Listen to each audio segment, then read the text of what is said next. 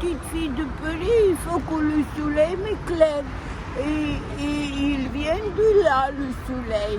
Est-ce que tu me vois, Rémi? Ah oui, il y a les poubelles, plus par là. Oh, mais les poubelles, c'est essentiel. Là, c'est bien parce qu'on voit la...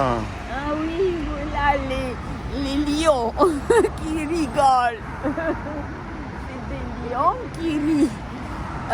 Ce que je voulais te dire, c'est que je suis la petite fille de Paris et tous les enfants sont mes enfants. Et il faut les protéger. On ne peut pas les laisser tous tuer. Parce que tu sais quoi? Moi, je sais comment ça se passe maintenant. Et bonjour. Bonjour. Et là, c'est très important ce que je dis tu vois, moi, je suis de... bonjour. Bonjour.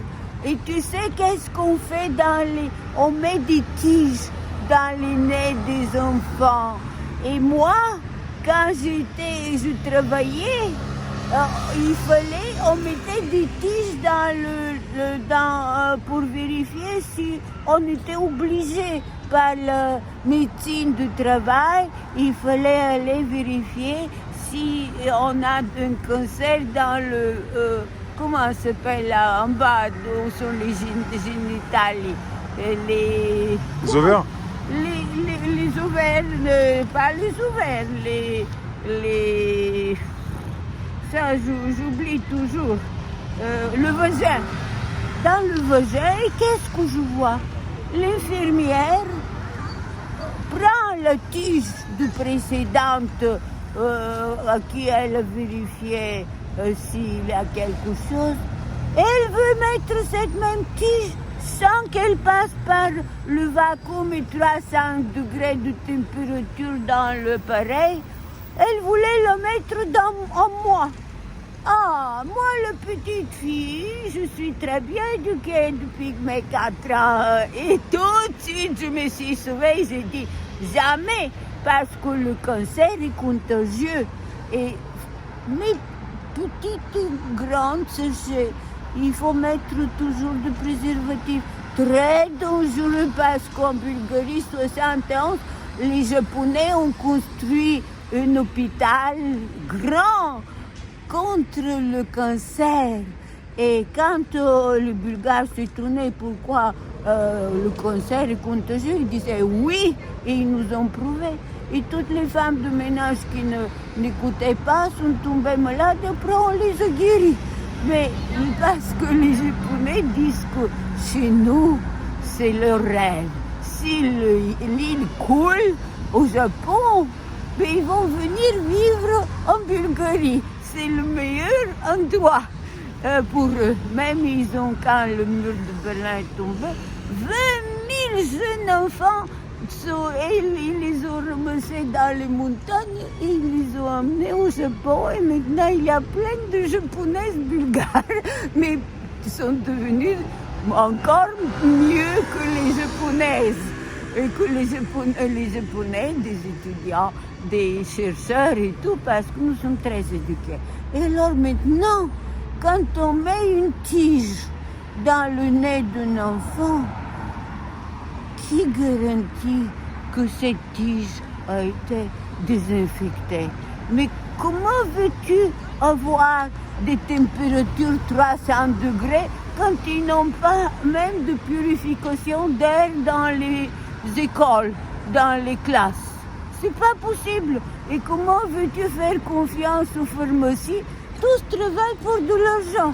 Si une pharmacie se révolte et dit je ne veux pas de faire tuer les gens, ben, elle va être incendiée et jetée dehors. Parce que l'argent, c'est les drogués de l'argent. Ils ne vivent pas, ils vivent pour de l'argent. Et donc, regarde, ça c'est mon grand-père. Le grand-père c'est le père de ma mère. Et ça c'est ma grand-mère. Tu dis que tu m'entends, c'est parce que j'ai sa voix. tellement le peuple aimait tout ce qu'elle disait, tellement elle était éduquée et tout, que quand ils les ont mis, mon grand-père et ma grand-mère, ils les ont mis à côté du Cyril et Méthode, des grands éducateurs du peuple bulgare qui ont appris au peuple l'alphabet cyrillique. Même si avant, déjà 13 siècles avant Jésus-Christ, Orphée, le grand poète, avait déjà créé l'écriture avec des lettres. Mais et il avait aussi inventé tous les herbes. Et il ne faut pas que les herbes médicaux puissent bonjour, c'est très bon pour la santé et tout le monde sait comment faire ces herbes de montagne pour guérir. Donc c'est pour te dire, mon grand-père, quand je vous dis mettez de l'oignon dans le nez, c'est de lui que je le sais. Vous voyez, et là, ça c'est qui? Regarde. Wow! Ça c'est ma grand-mère paternelle et ça c'est mon grand-père paternel et ça c'est mon père 7 mois 2015. Et qu'est-ce qu'elle a fait ma grand-mère? On les payait en Bulgarie avec des Napoléons en or et il a éduqué ses frères parce qu'elle était orpheline et il fallait payer leurs éducations. Et en Belgique, l'un est devenu grand ingénieur de cheminot et l'autre est devenu cheminot aussi. Et comme elle était seule et elle éduquait toute la ville et tout, et des docteurs l'aimaient beaucoup et lui ont dit « Ah, nous on connaît un monsieur qui lave des assiettes en Suisse pour devenir juge, mais il n'a pas un sou. » Alors elle lui a payé pour mon grand-père pour qu'il fasse de bonnes études en Suisse. Et il a fait de si bonnes études qu'après, quand je suis venue ici en France, 71, ils ont dit « Oh, elle est la petite fille de Dimitar Kolev. Oh là là, on ne pouvait jamais mentir devant lui, disaient les avocates. Tous avaient la trouille que je suis la petite fille de... Et quand j'avais un type qui voulait la fête aujourd'hui, la fête demain, la fête de l'humanité 2072, qui m'a défendu le ministre de la Justice, parce qu'il faisait les lois qu'il faisait contre les nazis, mais pas comme procureur, comme juge, sur place. Et contre les nazis en Bulgarie, c'est ici qu'on les utilisait, tu vois. Donc les bonnes choses sont à prendre. Et il faut que vous compreniez qu'on ne peut pas continuer comme ça. Donc je vous conseille de ne pas permettre jamais des tiges dans les nez des enfants. Un enfant de 4 ans. Mais moi, à 4 ans, j'écoutais chez mon grand-père maternel Londres. Et je l'écoutais en français et en bulgare. On entendait leur mer rouge. Eh bien, tu sais, leur mer rouge, elle est rentrée. Et moi, qu'est-ce que je vivais avec quoi? Je vivais avec de l'oignon dans le nez. Donc n'oubliez pas, l'oignon est très bon. Ça se sait depuis des siècles. Et maintenant, tu vois là, je devais avoir déjà 25 ans quand mon père me mettait de la nourriture dans la bouche. Parce que je n'aimais pas manger. Oh là là, je ne te dis pas. Et maintenant, je mange comme les bouillies qu'il me donnait parce que j'ai appris de grands philosophes Platon, grec, que nous les Bulgares, on mangeait le mieux au monde et qu'on vivait le plus longtemps au monde tous. Mais c'est pas pour vivre, on vit pour changer le monde et ne pas permettre que le sang coule. Avec ces idiots drogués de l'argent, ils sont prêts à tuer tout le monde. C'est pas possible. Et tu vois là, tu as un toit en vitesse on parle de 400 ans de Molière, et ça c'est un toit en vitesse qui mettait en scène les Molière, Tartuffe et tout, mais tellement bien que moi je croyais que Molière est contemporain, qu'il est d'aujourd'hui. Ma mère aimait tellement Molière parce qu'elle était écrivain et tout, et là, regarde, là c'est toujours les leçons de théâtre d'un toit en vitesse.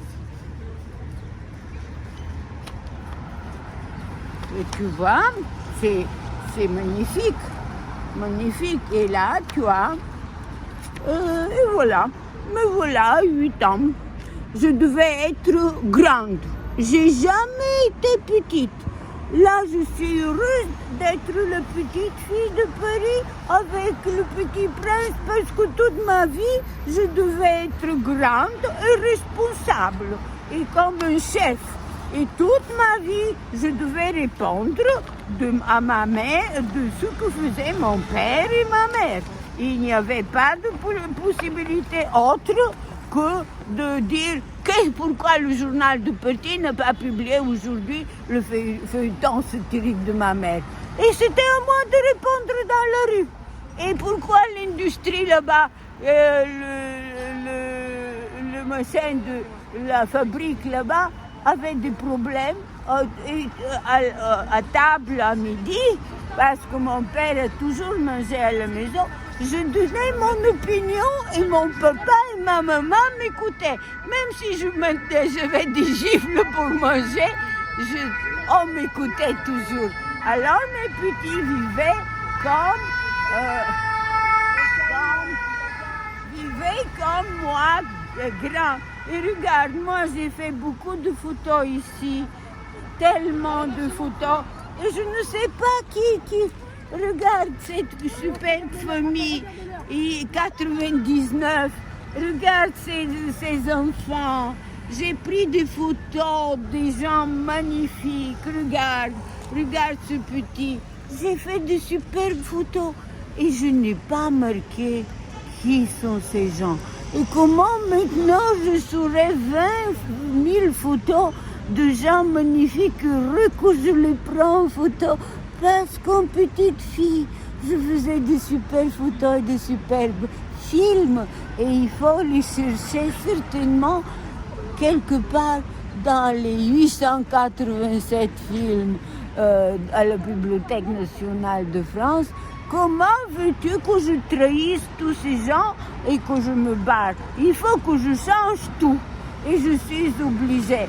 Et donc, mes petits, vous êtes tous mes enfants.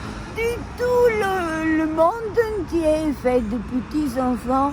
Et quand on dit qu'il y a trop de monde, c'est encore Hitler Heidegger que j'entends. Ils veulent tuer tout le monde pour de l'argent. Mais qu'est-ce qu'ils peuvent bien faire, cet argent? Mon cher soleil, mon copain le soleil, le petit soleil, il va se passer, paf! Il va disparaître. Tous les images électroniques vont disparaître. Et de toute façon, la terre va être brûlée. Alors qu'ils arrêtent de vivre pour de l'argent, les idiots. Ha, ha, ha. Et nous, on va faire la Commune de Paris. Vive la Commune de Paris, mes petits camarades et amis. Parce que nous allons faire, une fois rester 15 jours à la maison, sans rien faire, juste rester et travailler sur les ordinateurs à la maison. Après, on partage tout le travail d'une manière égalitaire. Et qu'est-ce qu'on fait? Les coopératives, on n'aura pas besoin de chefs parce que les chefs ont perdu l'argent. Il n'y aura plus d'argent et ils ne seront pas là ici pour gagner du fric et spéculer. Et alors, il y aura des superbes coopératives de travail, de création, comme les Bougoumil, les Qatar, comme Orphée, comme depuis des siècles et des siècles, on fera la recherche pour savoir comment on gère le cosmos. Et après, qu'est-ce qu'on fait? On fait la nouvelle commune de Paris, égalité, fraternité, liberté, sans attendre comme maintenant, tout un peuple les gens attendent de passer entre les gouttes. Tous les jours, 700 personnes meurent. Et c'est un peuple qui est devenu peuple de tueurs. Et tous meurent. Et ils attendent quoi? Ils attendent de passer entre les gouttes. Ça n'existe pas. Il faut arrêter et il ne faut pas arrêter le mensonge. Et on a appris à tout le peuple de mentir. Il s'est vacciné, tu parles. Il s'est fait ceci, cela, juste pour faire quoi? Et quand on dit il faut se vacciner pour aller au restaurant, mais j'ai pas un sou pour aller au restaurant, moi. Oh, petite fille de Paris, merci beaucoup, petit prince. Tu m'as donné tellement de force avec ton esprit. Merci beaucoup, les résistants, qui me donnaient tellement de la force. Et je vais lutter pour que dans mon quartier, là-bas, le Sorbonne, il arrête de se suicider. Stop! Luttez! Vivez! Et nous allons vivre une nouvelle vie magnifique parce que sans amour, il n'y a rien. L'amour, c'est le bonheur. Ça mène vers le bonheur.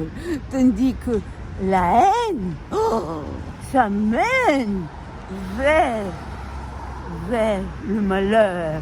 Et même mon joli corbeau qui vient dormir avec moi sur la branche de côté de ma fenêtre, il pense la même chose. Donc nous sommes tous égaux. Courage, je vous aime mes petits, de tout mon cœur. Courage mes petits, soyez tous des petits princes et des petites filles de Paris et nous allons vaincre ces tueurs.